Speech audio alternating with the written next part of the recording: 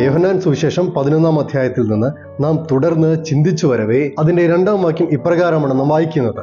ഈ മറിയ ആയിരുന്നു കർത്താവിനെ പരിമളതൈലം പൂശി തന്റെ തലമുടി കൊണ്ട് അവന്റെ കാൽ തുടച്ചത്.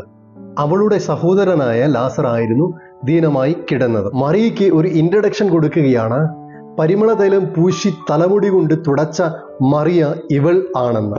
എന്തെങ്കിലുമൊക്കെ യേശുവിന് വേണ്ടി ചെയ്തു എന്നുള്ളതല്ല, ചരിത്രത്തിൽ ഇടം പിടിക്കത്തക്ക രീതിയിൽ ചിലതൊക്കെ ചെയ്ത് റിമാർക്സ് ആക്കി വെക്കാൻ നമുക്ക് കഴിയുമെങ്കിൽ നമ്മുടെ ജീവിതവും ക്രിസ്തീയ മേഖലകളിൽ കുറിച്ചിടത്തക്ക രീതിയിൽ ഒരു അധ്യായമായി മാറും.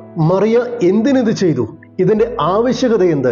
മറിയയ്ക്ക് ഈ തൈലം എവിടെ നിന്ന് ലഭിച്ചു? സാധാരണഗതിയിൽ ഒരു സ്ത്രീ തൈലം സൂക്ഷിക്കേണ്ടതിന്റെ ആവശ്യകത 2 യഹൂദ പശ്ചാത്തലമനുസരിച്ച്. ഒന്നെങ്കിൽ മരണാനന്തര ശുശ്രൂഷകൾക്ക് വേണ്ടി ആ തൈലം ഉപകരിക്കാൻ വേണ്ടി സ്വച്ഛ ജഡമാംസാദിത്തൈലം സൂക്ഷിക്കും. മറ്റൊന്ന്, കന്യകയായ ഒരു സ്ത്രീ തന്റെ വിവാഹ നിശ്ചയവുമായി ബന്ധപ്പെട്ട് വരൻ വരുമ്പോൾ വരന്റെ തലയിൽ പകർന്നൊഴിക്കേണ്ടതിന് വേണ്ടി അവൾ ആ തൈലം സൂക്ഷിക്കുക പതിവുണ്ട്. മരണമാണെങ്കിൽ ലാസറിന്റെ മരണത്തോടനുബന്ധിച്ചായിരിക്കാം അവൾ ഈ പരിമള തൈലം സൂക്ഷിച്ചു വെച്ചത്.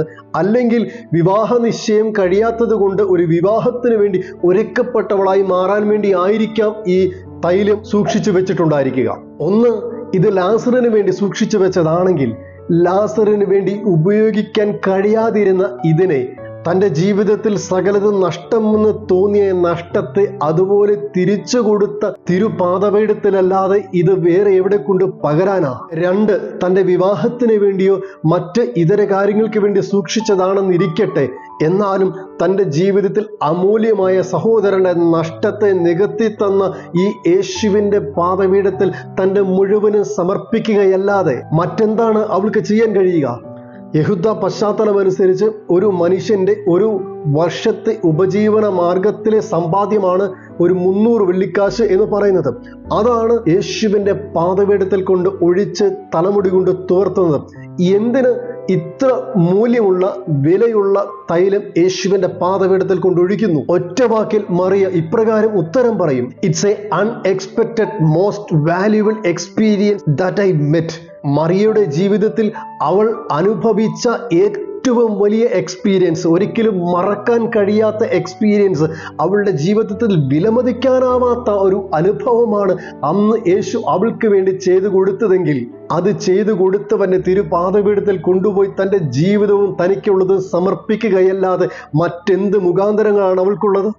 ഇന്ന് ഇത് ശ്രദ്ധിച്ചു കൊണ്ടിരിക്കുന്ന നിങ്ങളുടെ ജീവിതത്തിലും ഇതുവരെ യേശു ഒന്നും ചെയ്തിട്ടില്ലെങ്കിലും ഒരിക്കലും മറക്കാൻ പറ്റാത്ത ചില അനുഭവങ്ങൾ, ഏറ്റവും വിലമതിക്കുന്ന ചില സാധ്യതകൾ, ഇത് കേൾക്കുമ്പോൾ നിങ്ങളുടെ ലൈഫിലും ഒരു അൺഎക്സ്പെക്റ്റഡ് മോസ്റ്റ് വാല്യുബിൾ എക്സ്പീരിയൻസ് ദൈവം തരട്ടെ എന്ന് ആഗ്രഹിക്കുന്നു, പ്രാർത്ഥിക്കുകയാണ്. പബ്ലിക്കിന് കൊടുക്കുന്ന എക്സ്പീരിയൻസ് അല്ല, ഒരു പേഴ്സണൽ എക്സ്പീരിയൻസ് യേശുവിൽ നിന്ന് നമുക്ക് അനുഭവിക്കാൻ കഴിഞ്ഞാൽ അവനെ വിട്ടുമാറാൻ നമുക്ക് കഴിയുകയില്ല. ആ എക്സ്പീരിയൻസ് അവന്റെ പാദപീഠത്തിൽ കൊണ്ടുപോയി എൻ്റെ മുഴുവനും സമർപ്പിക്കത്തക്ക രീതിയിലേക്കുള്ള മനോഭാവത്തിലേക്ക് എന്നെ എത്തിക്കുമെന്നുള്ളതാണ് സത്യം. മറിയ തൈലമെടുത്ത് യേശുവിൻ്റെ പാദത്തിൽ ഒഴിക്കുമ്പോൾ അവിടെ വായിക്കുന്ന വേദഭാഗം സൗരഭ്യം കൊണ്ട് വീട് മുഴുവനും നിറഞ്ഞു എന്നുള്ളതാണ്. ഇന്നലകളിൽ അവിടെ വ്യാപരിച്ചതിനെ കുറിച്ച് മാർത്തയും മറിയയും പറയുന്നത് മരിച്ച് 4 ദിവസമായി നാറ്റം വെച്ച് തുടങ്ങിയിട്ടുണ്ട് എന്നാണ്.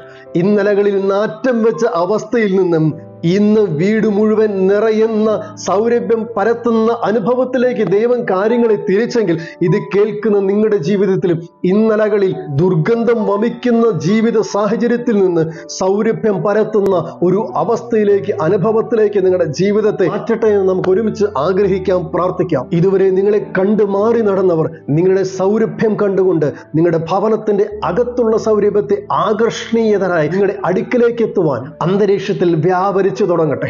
നിങ്ങളുടെ ജീവിതത്തിലും വലിയ മാറ്റങ്ങൾ, വലിയ സാധ്യതകൾ, വലിയ വഴിത്തിരിവുകൾ, സുഗന്ധം പരത്തുന്ന അനുഭവത്തിലേക്ക് നിങ്ങളെയും ദൈവം വഴി നടത്തട്ടെ എന്ന് ആഗ്രഹിക്കുന്നു, പ്രാർത്ഥിക്കുന്നു. ദൈവം നിങ്ങളെ അനുഗ്രഹിക്കട്ടെ.